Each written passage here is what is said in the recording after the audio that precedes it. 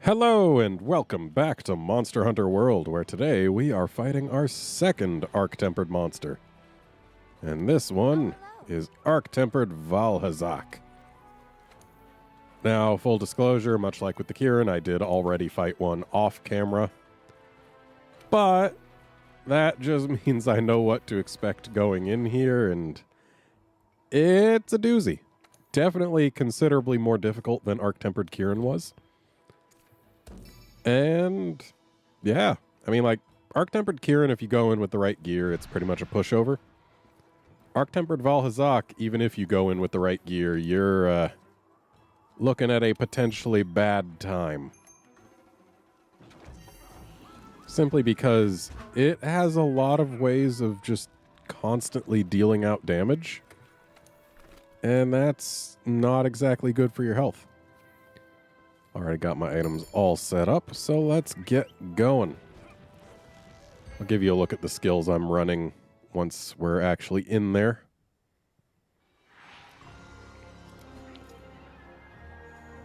So yeah, just using this set as is. It's fairly effective for Arc-Tempered Hazak. The Guts doesn't often get to kick in. I only carded once the last time, but Guts didn't kick in at all. And that's mainly because of the way Vaal Hazak, specifically Arc-Tempered, does its damage. It's really good at just lowering your health steadily, and that can cause problems. I'm going this way because A, Odogaron footprints, and B, last time I fought it, yep, it starts up here, because I guess they don't want you to be able to just use the fangs on it right away.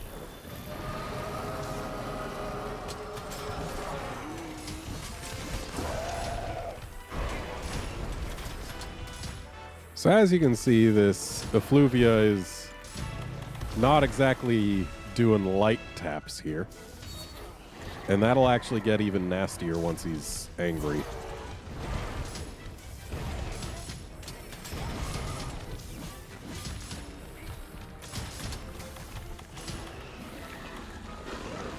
Okay, I don't want to be in there. Got my cat using this just to help counteract the Effluvia damage. And of course, this mantle will also serve that purpose.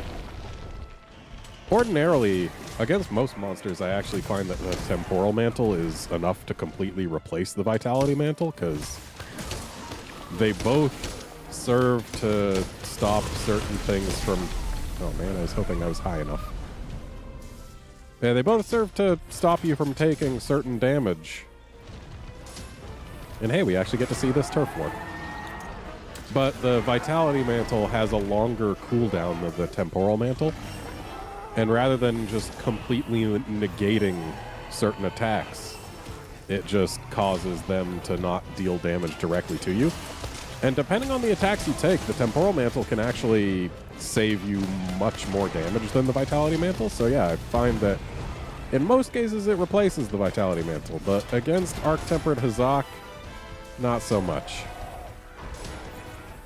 Also, I feel kind of bad for that Odogaron. Like, he jumps on the Vaal Hazak and starts going to town, but then Hazak's just like, no, I'm just going to use some of this nasty aura of mine, and the Odogaron just drops right off. Which I guess does show how effective this aura is. Ooh, thank goodness he decided to roar there. Let me actually finish sharpening. Very kind of him. And we're going to see if we can't manage to get all of this guy's breaks. Yeah, unfortunately, with this armor set being the way it is, like, it's more centered on recovering health than on anything else. Like, that's how it keeps me survivable mostly. But with this guy, the Effluvium aura, it kills my red health, which makes the recovery not so effective. And okay, the Odogaron's just walking on by, that's fine. There'll be several times over the course of the fight where it'll actually come and say hello while we're fighting Vaal Hazak, and that'll be unpleasant. And getting stuck on his foot there was not great, but we managed to get out in time. We don't want to take that hit if we don't have to. It does some damage. Not quite as much damage as his just breath attack. The breath attack is very painful. It does roughly 150 points of damage to me in this gear, which I only survived because it's got the health boost. But you can see now just how quickly this effluvia does damage. And that's what makes this guy so dangerous, is just that constant damage. If he does his little effluvia spread thing multiple times, it's going to cause problems.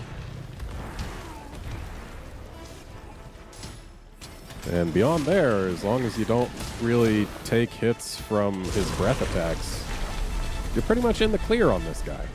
But that effluvium, it does crazy damage, and that can't be overstated.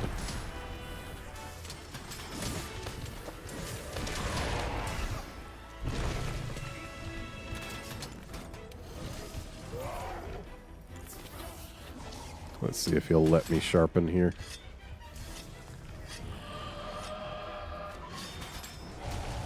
And let's not get hit by that. Okay, we're low enough that we don't got to care about the return sweep. And once again, let's not get hit by it. Thankfully, if you're close enough, then you can just get to his side when he's doing it, and then you're safe. But if you're not close enough, then you gotta kind of look out.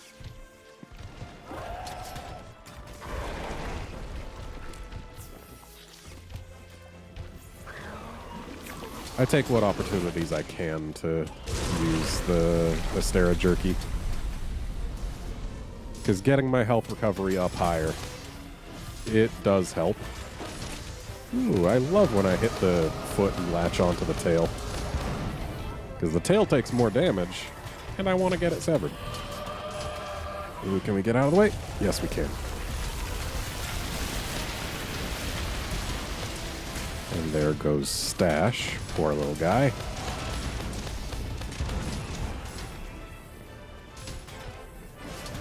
And he is leaving, which is fine by me, because I need to do the whole getting health thing.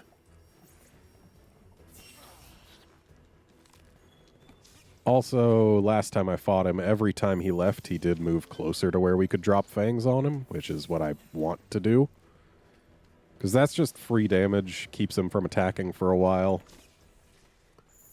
It's really good when you get to actually do that to him. And let's make sure to grab all the footprints. At least all the Hazak footprints. Odogaron footprints, we just needed one to make sure we could tell if he ended up getting capture ready, because I haven't killed any Odogarons yet, and I plan to continue that. But, buddy, we do not need you here while we're fighting Vaal Hazak. Get this booster down.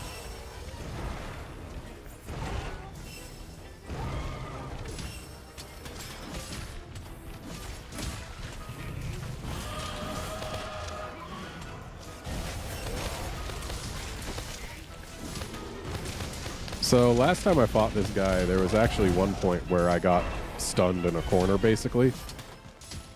And my cat put down one of those Vigor Wasp stations on top of me while I was stunned. And it's like, thanks, buddy, but that still takes a button press, which I can't do right now.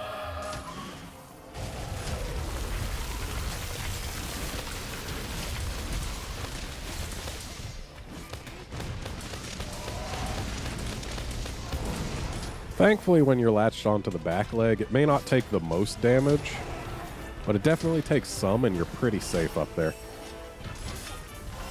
And of course, the Gyros don't want to let me sharpen, and now he's paralyzed while I'm sharpening. Great.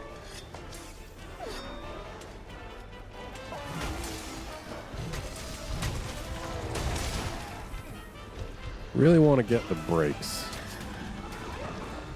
Like, I don't exactly need Vaal Hazak Fangs. I've got enough to make the full Gamma set. But I like getting breaks just to have them.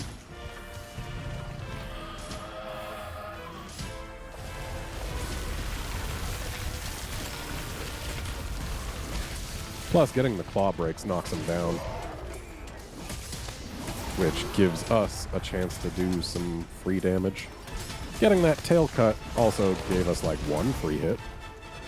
And that, I believe, was the chest breaking. I don't really know what is different in terms of looks when you break his chest.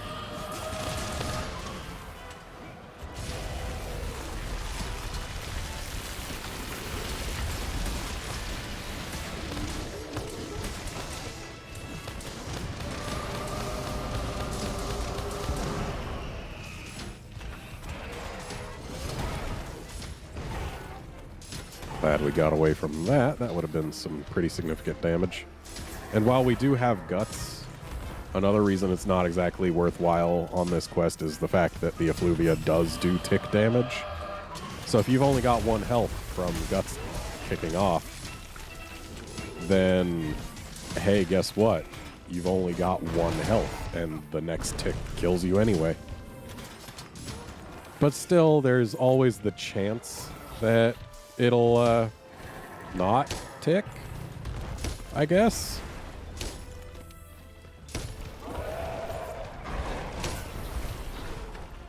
And the dog is back.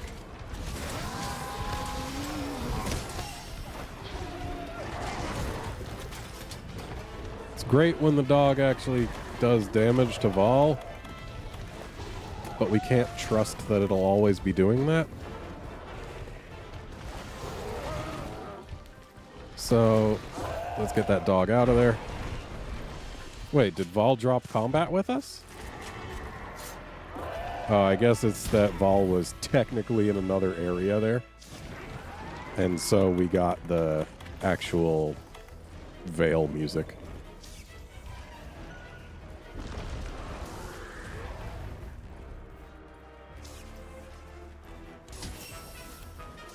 Okay. Just had a little cough to clear up some phlegm, because if you've been watching my Dark Souls videos, you know I've been sick. Recovery is being very slow. But it is happening.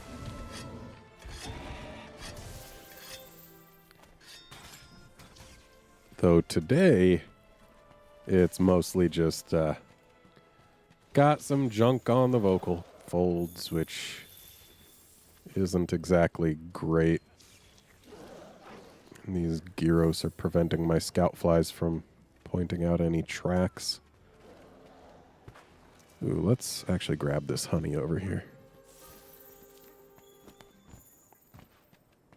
That'll keep us going a little longer.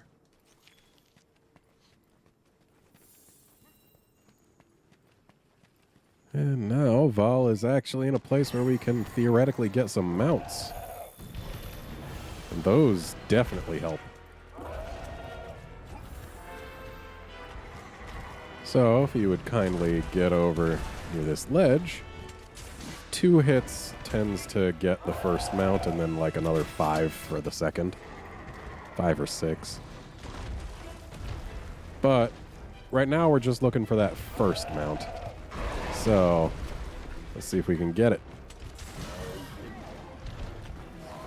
So, hopefully he'll be kind and actually let us do our finisher. That would be very nice, because that helps us to do lots of damage to this face here, and we do need to do lots of damage to this face here if we want to actually get the break.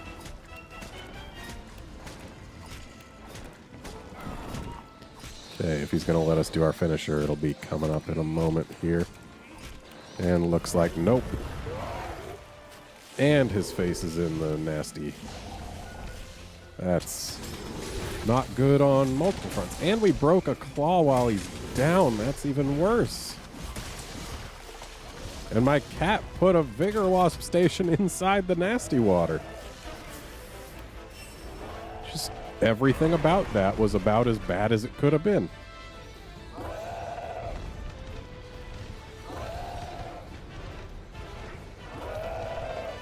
Having fun, buddy?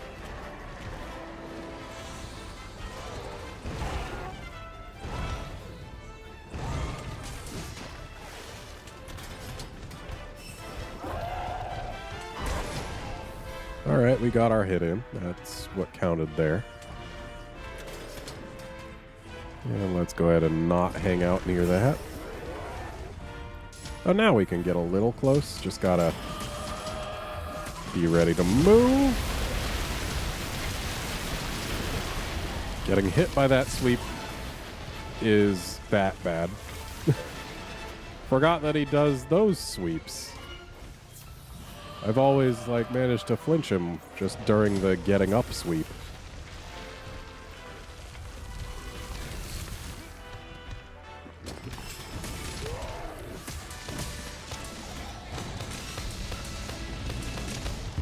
Yeah, it really sucks that we broke one of his claws while he was already knocked down, because that prevented us from getting a free knockdown from the break.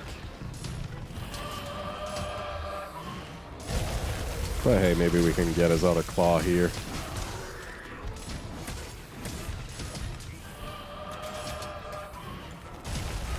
Let's go ahead and plop that on down so that we can gain health instead of losing it.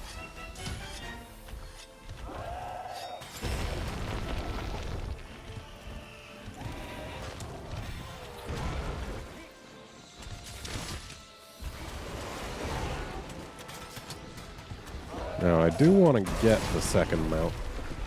2 mounts is all I'm going to go for, because the third is going to take way more than I have time for, really. Ow. Darn claw. Oh boy, this is a bad time to be stunned.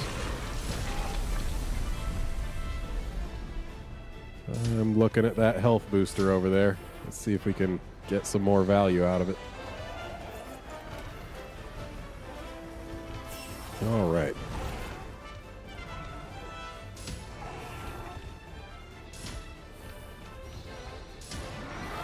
Okay, and he's leaving again. That's actually totally fine, because he's going to where we can actually drop the fangs on him, get some more free hits.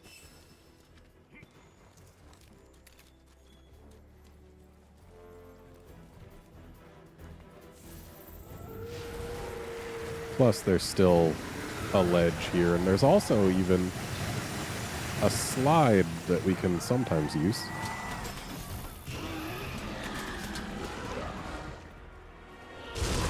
But let's not get hit by that. Also, thankfully, when we're down here, the Odogaron won't show up. So, that's another benefit. And got him. Now we can just do some face focus here, because I would like to break the face.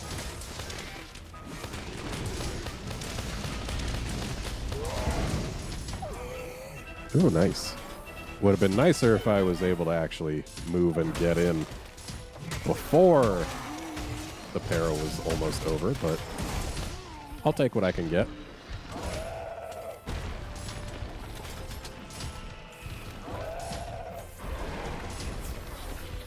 Okay, still got one more fang to use here. And he's using an attack that does have him move constantly forward. I don't know. Will he get far enough? Going for it. Got him. Looks like that hit a wingtip. That's fine, as long as it hit something. Shame our amped mode just wore off.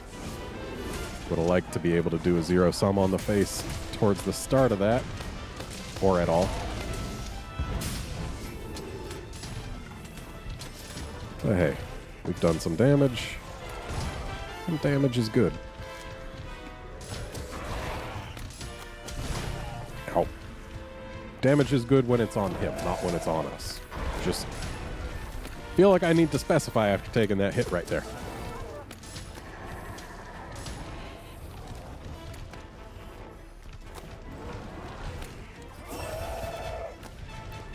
So we do still have one claw to break, in addition to the face. And And it can probably help us get the face, what with the whole knocking him down thing. So let's see about getting that claw. It's this left one up here. Oh, that's right. Mounting. But this ledge is picky. You gotta be jumping off the side of it if you want to actually get the damage out. Or get the jump, rather. And our Vitality Mantle is ready, but there's a reason I'm not using it yet. That reason being where Arc-Tempered Vaal decides to sleep. It's really annoying. Oh, hey, we got it. But we'll probably see that in a bit. And if we don't, then I'll just go ahead and tell you. But I'll save the surprise if at all possible. Ooh, we get to do our finisher. Excellent.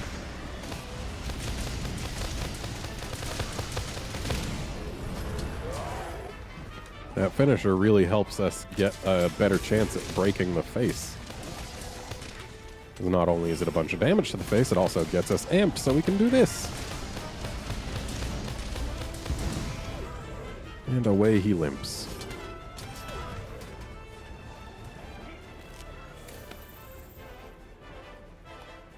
So let's get this tainted flesh over here.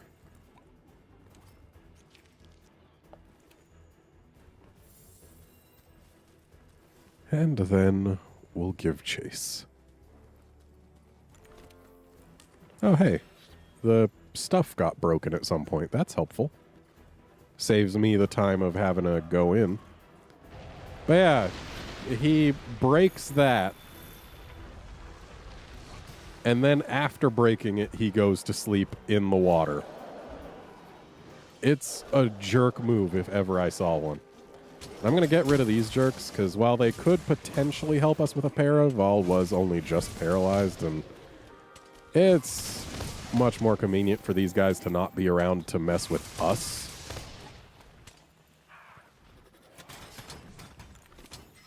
And now we get to sharpen in peace.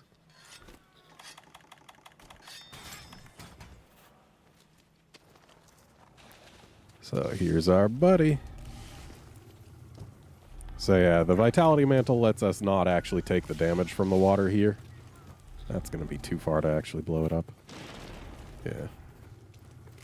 This should work, though. Yep, and we got a break. Looks like it was indeed the face. And the mantle is done, so let's get out of that water. Ow.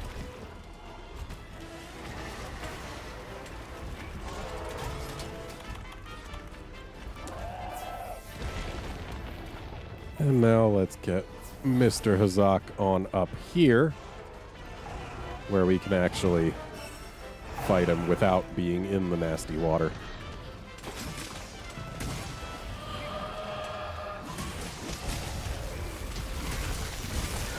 And that looks like we got the other claw, which means we've gotten all the breaks that we can get.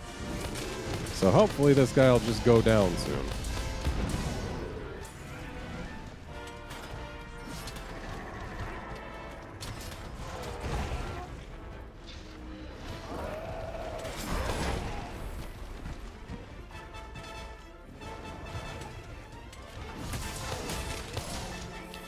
Nice flinch.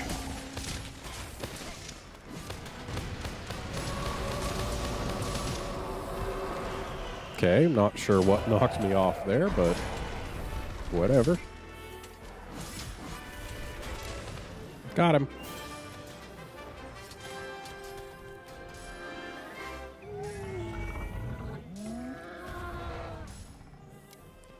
So we did that cartless. Wasn't the fastest anyone's ever done it. I know that it's been done in under 8 minutes. But, hey, we did it. We had a pretty decent time of it.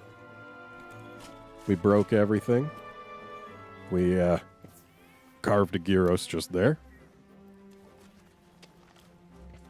But yeah, I find it really interesting that they made it so that when he comes to sleep, He stops here, busts the dam so that there's more water, and then sleeps in the water.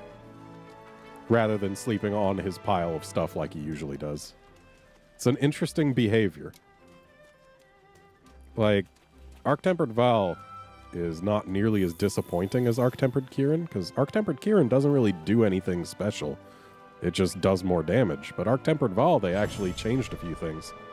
Also, from what I've heard, when he's got his, like, smoke, his gas shield on his chest, that actually reflects arrows. So, yeah. And hey, we got a gem. And did we get a fang? We did. And did we get anything for axes? We did. I've been getting a lot of hammer streamstones.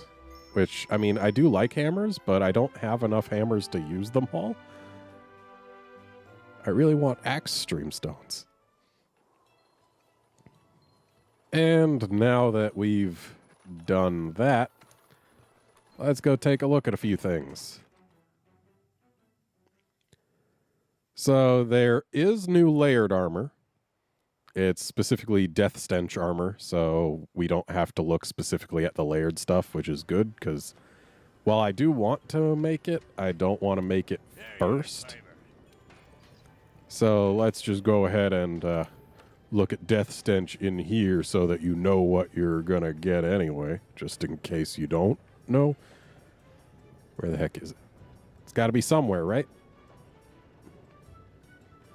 Please let it be somewhere. If it's not somewhere, then I'm going to have to actually make the stuff. There it is. So yeah, it's this. Hooray.